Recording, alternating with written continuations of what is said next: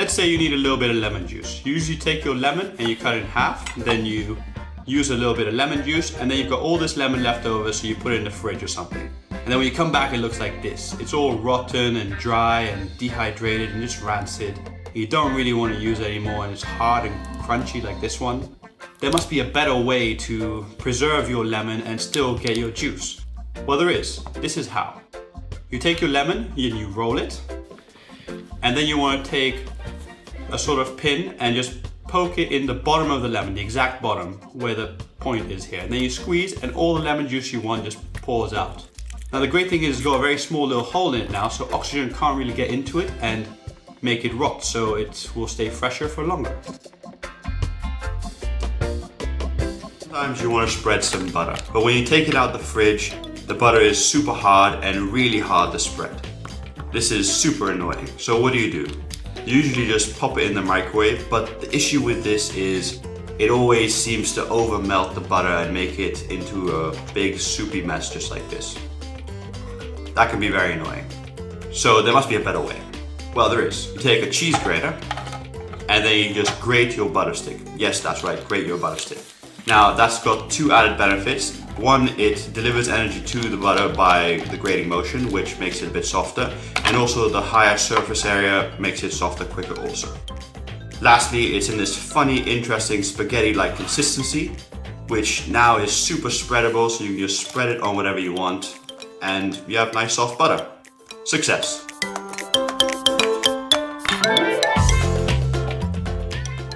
You just take a knife and a potato and you put them together and just twirl the potato around while you cut into the skin just softly in a circular motion.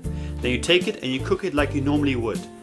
Now, by cooking the skin with the potato, you actually infuse the potato with more flavor, because most of the flavor of the potato is actually in the skin, so you get more potatoey mash. And once you've cooked it, you can just pull the skin off just like this. And it's so much more efficient, you don't waste any potato, and it's much quicker than peeling it. Take a hard boiled egg, place it in a jar, add a little bit of water to cover. Then you just place your hand over the jar and shake it like mad. And once you're done, which is pretty soon, you just take the egg out and the shell is basically falling off the boiled egg. And it's that easy to remove. Alright. Trick number 5, staying on the same shaking idea. This is a garlic bowl, and I'm just going to place it in a jar, and again, shake like mad. Okay, once you've done that for a little bit, then you just pop it out, and you just remove some of the husks, because they'll get in the way later. Okay, once you remove the husk, just put all these garlic cloves back inside. Alright, put the lid back on, and again, shake like crazy. Keep shaking. Just carry on shaking. And now you just pop it out, and all the skins have separated from the cloves. You can just pick them away and put them to one side. And then you've got these beautiful little garlic cloves, and if any of the skins are still on, you can put them in the jar and shake again, or just easily pull it off very easily, like that. Okay. I hate it when you have old bread and it's super hard and you can't use it anymore. That's why I always keep my bread inside a plastic bag so it stays soft, just like this one here. And then you can still resuscitate it. So here I've got soft bread, but it's very, very old. And to resuscitate it, all you're going to need is just some water. So I'm just going to put this here so I can pour some water over it. Basically just pour the water over it and pour it on the bottom also. And then you want to place it into an oven at 180 degrees Celsius. That's 356 degrees Fahrenheit. And you're going to want to leave it in there for about 3 minutes. And after 3 minutes have passed, then you just want to turn it around and then hit it up for another about 3 minutes. If it's still soft or not done enough, then leave it a bit longer. But once it's done, then you just pull it out and it's crispy again and crunchy, just like it was from the bakers. And the inside is nice and soft and tender and steamy and just delicious fresh bread. And this is like an old bread. This is like a week old, really. But it's super usable again and just great to use. So give this a try at home and let me know what you think. For this trick, let's assume you can't find your bottle opener, but you do happen to find your blowtorch. Well, just take it and turn it on, then aim it at the little air gap in between the cork and the wine, And what will happen is it will heat up the air and make it expand, pushing the cork out the top in a nice little explosive bang. Just like this. Success. Alright, now just turn your blowtorch off and pour out your wine like you usually would and enjoy it. There we go. Done. Alright, so this next trick is called the black egg. And for this, you're just going to crack an egg into a bowl and then separate out the yolk. The simplest way to do this is just with a spoon. You scoop it out like this and just pop it in the other bowl. Now, I'm going to add some black cuttlefish ink. But if you don't like the savory, fishy taste that this has, you can always just use black food coloring and just mix it together like this.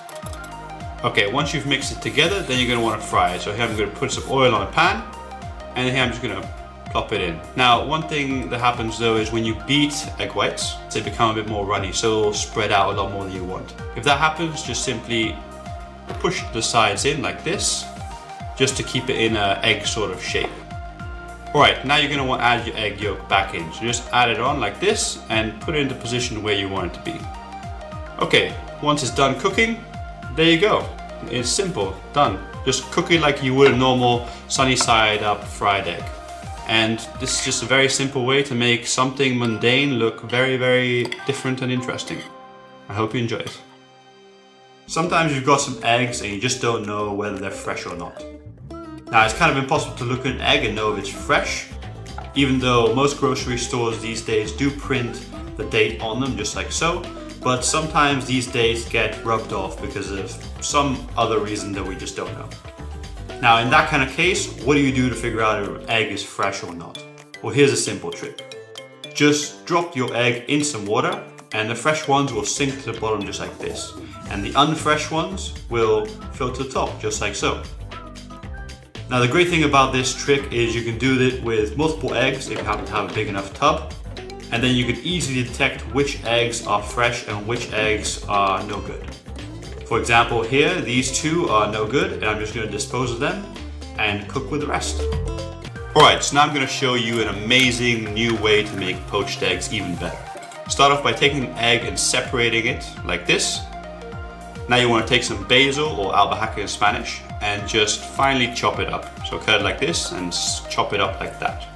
Now you can use any other herb you like, but the combination I'm about to show you is pretty good. Okay, so take your basil and add it to your egg whites, just like this. And then add a little bit of mozzarella cheese, but you can add any other cheese you like, or any other ingredients for that matter. You can put little bits of mushroom or little bacon bits, whatever you like with eggs. Okay, once it's mixed up, take another bowl, take some cling film, dent it into the bowl, then spray it with oil so that you can unstick it later. And place half your mixture into the bowl like this. Now place your egg yolk and cover it up with the rest of the mixture, just like so. Okay, now to close it up, you just bring up the sides and you can either tie this into a knot or use a little piece of string and tie a knot around it.